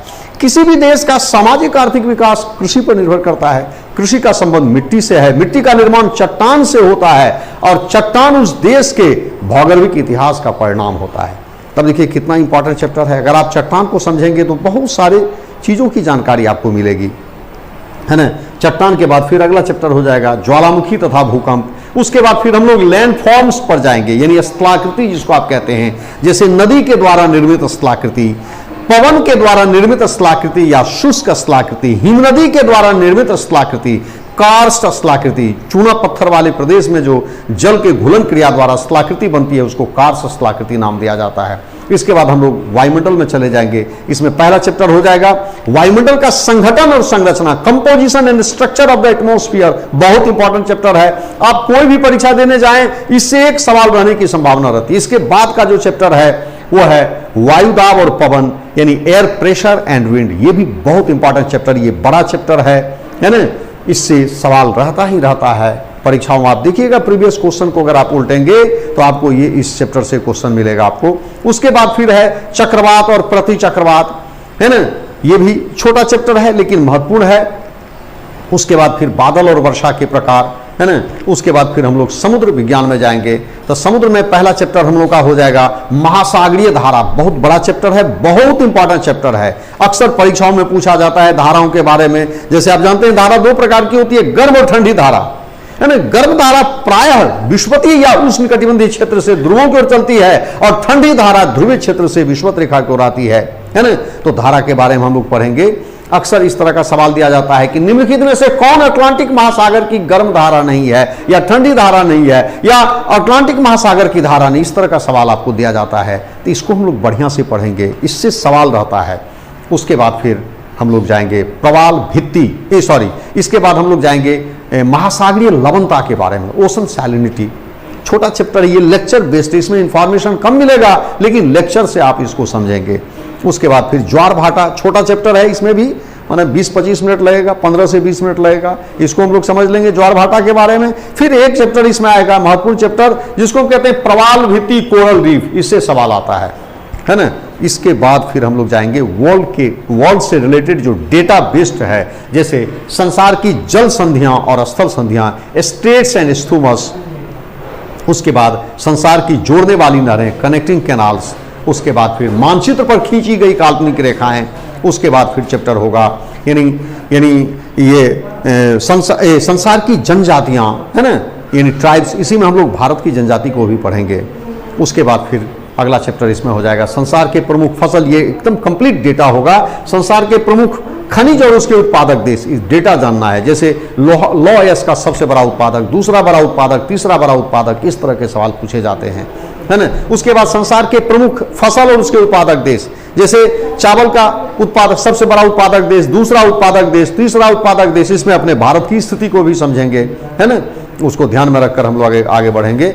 ये सब चैप्टर आएगा, है ना, ये सब महत्वपूर्ण चैप्टर है। इसके बाद एक चैप्टर जो है ऑनलाइन में उसे प्रयास किया जाएगा, वो होगा संसार के प्राकृतिक प्रदेश या जलवायु प्रदेश, है ना। कभी कभी यानी खास करके बीपीएससी लेवल की जो परीक्षा होती है उसमें सवाल पूछा जाता है। जैसे आपको एक ग्राफ दे देगा तापमान का, वर्षा का ग्राफ दे देगा, है ना, और आपसे फिर नीचे सवाल पूछा जाएगा कि जो ऊपर दिया गया ग्राफ है ये किस जलवायु प्रदेश से संबंधित हो सकता है या किस प्राकृतिक प्रदेश से संबंधित हो सकता है ना। ये थोड़ा सा बारीकी का काम है, इसको हम लोग देखेंगे। और लास्ट में एक चैप्टर होगा जिसको हम कहते हैं मिसलेनियस, मिश्रित विविध, है ना। ये रेडीमेड इंफॉर्मेशन होगा। आप जो है यानी कुछ इंफॉर्मेशन मैं आपको बताऊंगा, आप उसको नोट डाउन करेंगे और ये जो विविध वाला जो चैप्टर होगा लास्ट वाला, आप कोई भी परीक्षा देने जाएंगे एक क्वेश्चन इससे निश्चित रूप से रहेगा, इसमें कोई संशय नहीं है ना। इसके बाद हम लोग आ जाएंगे दूसरा जो इसका भाग है जिसको हम कहते हैं भारत का भूगोल। भारत का भूगोल, अब इसमें हम लोग भारत के बारे में पढ़ेंगे, ठीक है, यानी इसको कहेंगे geography of India, geography of India, है ना। इससे भी सवाल पूछा जाता है। अब देखिए मोटा मोटी आप मान के चलिए कि कोई भी परीक्षा है तो उसमें 50%, अगर मान लीजिए 20 क्वेश्चन पूछा गया है तो 20 में से मान के चलिए 10 question, 10 question from world geography and 10 question from geography of India. अब ये ऐसा नहीं समझेंगे कि 10 ही पूछेगा, हो सकता है कि वर्ल्ड ज्योग्राफी से 15 पूछ दे, भारत से 5 ही पूछे, या भारत से 15 पूछ दे, वर्ल्ड ज्योग्राफी से 5 पूछे, ऐसा हो सकता है। तो आपको तैयार, देखिए दोनों आपका काम है, पढ़ना है, आपका काम पढ़ना है, हर स्थिति में पढ़ना है, अपने आप को आगे बढ़ाते रहना है ना। कभी भी खाली नहीं बैठना है और आगे बढ़ते रहेंगे तो बाकी तो प्रश्न किसी भी तरह का आएगा तो आप इत्मीनान से बना देंगे, आराम से बना देंगे। ये भारत का भूगोल होगा। इसमें हम लोग जो सबसे पहले पढ़ेंगे भारत का परिचय। मैं दावे के साथ कहूंगा कि यदि भारत के परिचय को आप ठीक से खंगाल लेंगे, आप देख लेंगे, पढ़ लेंगे, तो परीक्षा देने जाएंगे तो एक क्वेश्चन इससे रहने की संभावना है। यानी मुझे लगता है कि 40-45 मिनट, मैक्सिमम 1 घंटा, 1 घंटा से ज्यादा नहीं, 1 घंटा का जो ये लेक्चर होगा, इस लेक्चर में आप कोई भी परीक्षा देने जाएंगे, चाहे वो किसी भी स्तर की परीक्षा हो, एक क्वेश्चन आप बना सकते हैं, इससे रहने की संभावना होती है। तो पहला हम लोग परिचय पढ़ेंगे। अब देखिए परिचय में क्या, भारत की स्थिति को देखेंगे, जैसे विश्व के मानचित्र पर, ग्लोब पर भारत कहाँ है, इसके बारे में जानकारी लेंगे, है ना। उसके बाद भारत का अक्षांशीय विस्तार, देशांतरीय विस्तार, फिर इसका उत्तर दक्षिण लंबाई, पूर्व पश्चिम चौड़ाई, फिर टोटल क्षेत्रफल एरिया, विश्व का कितना % भूभाग ये धरातल भारत के अंतर्गत है, जनसंख्या कितना % है, कर्क रेखा भारत के बीच से होकर गुजरती है, कितने राज्यों से होकर गुजरती है ना। भारत का कर्क रेखा के दक्षिण भारत की भूमि संकरी होती जाती है ना, नुकीली हो जाती है, कन्याकुमारी के पास एक बिंदु के रूप में दिखाई देती है। इसको हम यानी प्रायद्वीप शब्द से संबोधित करते हैं। प्रायद्वीप की परिभाषा होती है कि part of land surrounded 3 sides by water, स्थल का वह भाग जो 3 ओर से जल से घिरा होता है उसे प्रायद्वीप कहा जाता है, पेनिनसुला कहा जाता है। तो ये सब हम लोग पढ़ेंगे, है ना। उसके बाद भारत की तटीय रेखा यानी कोस्ट लाइन। अब देखिए कोस्ट लाइन 2 तरह का होता है। अक्सर सवाल पूछा जाए, कहीं भी सवाल पूछा जाए कि भारत की तटीय रेखा कितनी है या तट रेखा की लंबाई कितनी है, कोस्ट लाइन की लंबाई कितनी है, अगर ऐसा पूछा जाता है तो 6100 किलोमीटर, है ना। अब ये 6100 किलोमीटर भारतीय, जैसे आगे भारत का मानचित्र देखेंगे तो भारत का 2 भाग है, एक मेनलैंड मुख्य भूमि, आप भारत का जो मानचित्र देखते हैं that is mainland of India. उसके बाद आप देखते हैं अरब सागर में भी, बंगाल की खाड़ी में भी कुछ द्वीप समूह है जिसको आइलैंड्स कहते हैं, जैसे लक्षद्वीप समूह है, अंडमान निकोबार है।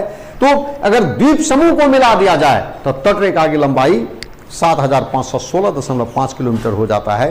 तो अगर आपको सवाल पूछा जाए कि तटरेखा कितनी लंबी है तो 6100 किलोमीटर, अगर द्वीप समूह को मिलाकर पूछा जाए तो 7516.5 किलोमीटर हो जाएगा। फिर भारत की स्थलीय सीमा, लैंड फ्रंटियर कहा जाता है इसको अंग्रेजी में, यानी भारत जिन देशों के साथ स्थलीय सीमा बनाता है, इसके बारे में ये परिचय जानने के बाद, परिचय में हम लोग एक और जानेंगे कि जैसे भारत को भारत कहा जाता है, नाम पर भी जाएंगे कि भारत को भारत क्यों कहा जाता है, भारत को अंग्रेजी में इंडिया क्यों कहा जाता है, समझ रहे हैं। तो विष्णु पुराण में एक श्लोक वर्णित है, समझ रहे हैं, कि उत्तरंग यत् समुद्र से हिमाद्रशैव दक्षिणम वर्षतत भारत नाम संतति यत्र भारती, अर्थात समुद्र के उत्तर, हिमालय के दक्षिण, पृथ्वी के उस भूखंड को भारतवर्ष कहा जाता है जहां भरत के संतान, संतति यत्र भारती, यानी भरत के संतान निवास करते हैं।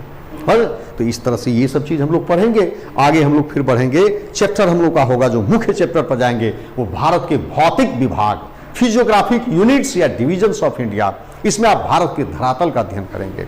जैसे धरातल का 3 रूप होता है, एक है पर्वत के रूप में, दूसरा पठार के रूप में, तीसरा मैदान के रूप में।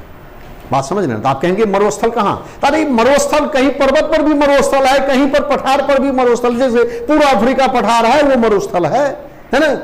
तो ये इसी पर है, मैदान में भी मरुस्थल है। तो ये जो है यानी पर्वत, पठार, मैदान, ये 3 रूप हैं धरातल के। तो इस धरती की चर्चा करेंगे, स्थल का अध्ययन करेंगे। तो पहला चैप्टर हो जाएगा, बड़ा चैप्टर हो जाएगा।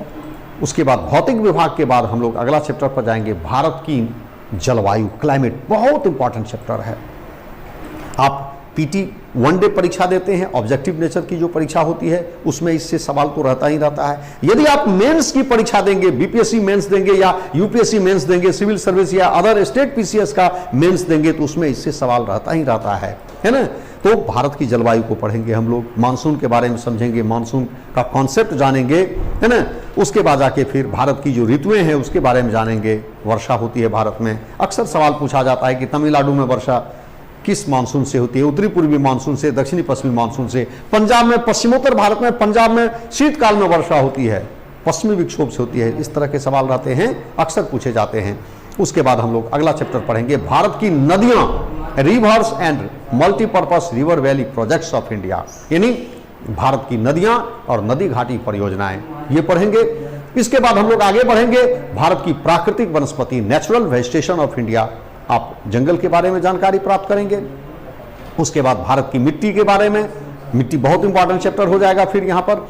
उसके बाद भारत में सिंचाई के बारे में, सिंचाई के जो विभिन्न साधन हैं, स्रोत हैं, है ना, और किन साधन से, किन स्रोत से कितने % भूमि की सिंचाई होती है, भारत में कुल सिंचित भूमि कितना है, कृषि भूमि का कितना % भाग सिंचित है, इरिगेटेड है, ये सब जानकारी। उसके बाद भारत की कृषि, ये सब इंपॉर्टेंट चैप्टर है।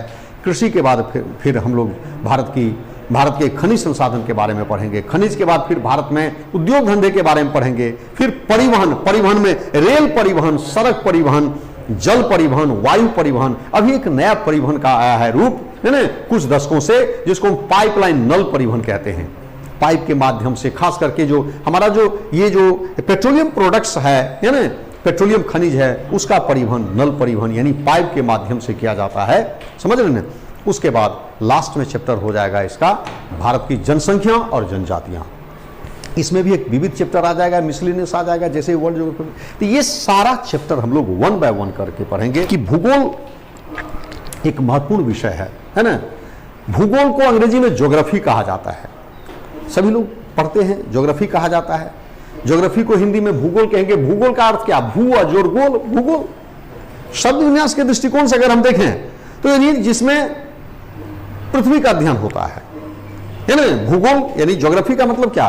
पृथ्वी का जिसमें अध्ययन किया जाता है। लेकिन ये भूगोल की प्राचीन परिभाषा है, प्राचीन बात है। आज का भूगोल बहुत विस्तृत है, इसका दायरा काफी विस्तृत हो चुका है, इसमें मानव की कहीं कोई चर्चा नहीं है। अब देखिए, किसी भी विषय को आप पढ़ते हैं, उस विषय के बारे में एबीसी जानकारी प्राप्त करने के लिए अपने अंदर आप 3 क्वेश्चन एराइज कीजिए। जैसे मान लीजिए भूगोल आप पढ़ रहे हैं, तो भूगोल क्या है?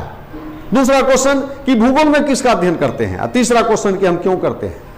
ये तीनों क्वेश्चन का जवाब आप स्वयं तलाशिए, देखिए आपको इसका माने जो है अर्थ स्पष्ट हो जाएगा, आपको इसकी जानकारी मिल जाएगी, इसके बारे में एबीसी ज्ञान आपका डेवलप हो जाएगा। बात समझे? किसी भी विषय पर इसको लागू आप कर सकते हैं। जैसे भूगोल क्या है? भूगोल एक अध्ययन की विधा है, एक डिसिप्लिन है, एक विषय है। जैसे आप अन्य विषय पढ़ते हैं उसी तरह से भूगोल भी एक विषय है। दूसरा क्वेश्चन है कि इसमें किसका अध्ययन किया जाता है? तो इसमें हम पृथ्वी तल का अध्ययन करते हैं। बहुत लोग कहते हैं कि पृथ्वी का अध्ययन करता है। अरे पृथ्वी का 2 भाग है, एक ऊपरी भाग है और एक आंतरिक भाग है। तो क्या हम भूगोल में पृथ्वी का आंतरिक भाग का अध्ययन करते हैं? नहीं करते, एक चैप्टर के रूप में अध्ययन करते हैं। क्यों?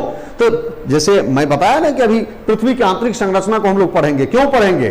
तो जब तक आपको आंतरिक संरचना का सम्यक ज्ञान नहीं होगा, तब तक आप पृथ्वी तल की प्रकृति को ना तो समझ सकते हैं, ना ही उसकी व्याख्या कर सकते हैं, सही व्याख्या नहीं कर सकते हैं। बात समझ रहे? इसीलिए भूगोलवेत्ताओं से यह अपेक्षा रखी जाती है कि उन्हें आंतरिक संरचना का एबीसी ज्ञान प्राप्त हो, तभी वो पृथ्वी तल का सही मायने में व्याख्या कर पाएगा, उसका माने जो है यानी जानकारी प्रदान कर पाएगा। समझ रहे बात को? तो ये जो है इसमें किसका अध्ययन करते हैं? तो पृथ्वी तल का अध्ययन करते हैं। दूसरे क्वेश्चन का जवाब है कि in geography we study the surface of the earth, पृथ्वी के तल का अध्ययन करते हैं। तीसरा क्वेश्चन फिर आ गया कि क्यों हम पृथ्वी तल का अध्ययन करते हैं? तो इस पृथ्वी तल पर विविधता पाई जाती है। विविधता जैसे कहीं पर्वत है, कहीं पठार है, कहीं मैदान है, कहीं जंगल है, कहीं सागर है, कहीं महासागर है, कहीं घाटी है, कहीं चोटी है, कहीं मरुस्थल है, कहीं दलदल है। तो ये जो विषमांग धरातल है, विषमांग जो धराकृति है, इसका प्रभाव पड़ता है मानव के सामाजिक आर्थिक विकास पर पड़ता है। तब देखिए तीसरे क्वेश्चन का जो अर्थ होगा कि पृथ्वी तल का अध्ययन क्यों करते हैं? तो इस पृथ्वी तल पर मानव का निवास स्थान है, यानी मनुष्य रहता है, मनुष्य रहता है। दूसरी बात कि पृथ्वी तल समांग नहीं है, होमोजेनस नहीं है, इसमें हेटेरोजेनिटी पाई जाती है, उबड़ खाबड़ आकृति है। ये जो विषमांग धरातल है या जो विषमांगता है पृथ्वी तल पर, इसका प्रभाव मानव के सामाजिक आर्थिक विकास पर पड़ता है ना। जैसे हम लोग अपने परिवेश से प्रभावित होते हैं। अगर मान लीजिए कि आप पर्वतीय क्षेत्र में आप रहते हैं तो पर्वतीय क्षेत्र से आप प्रभावित होते हैं। अगर आप मैदानी क्षेत्र में रहते हैं तो मैदान से आप प्रभावित होते हैं। अगर आप पठारी क्षेत्र में रहते हैं पठार से आप प्रभावित होते हैं। समझ रहे हैं? तो धराकृति का, इस विषमांगता का मानव के ऊपर प्रभाव पड़ता है। तो भूगोल में पृथ्वी तल का अध्ययन मानव के संदर्भ में किया जाता है। बात समझ रहे हैं? तो हम लोग जो है इस तरह से सभी चैप्टर को बारी बारी से पढ़ेंगे। और दूसरी बात कि हम लोग पढ़ाई के क्रम में जैसे भूगोल का जो हम अध्ययन करते हैं, इसके अध्ययन के 2 इंस्ट्रूमेंट हैं। पहला है मैप्स, दूसरा है डायग्राम, है ना। मैप्स को कहते हैं मानचित्र, डायग्राम को कहते हैं आरेख। अब देखिए, जहां हम डिस्ट्रीब्यूशन की बात करेंगे, वितरण की बात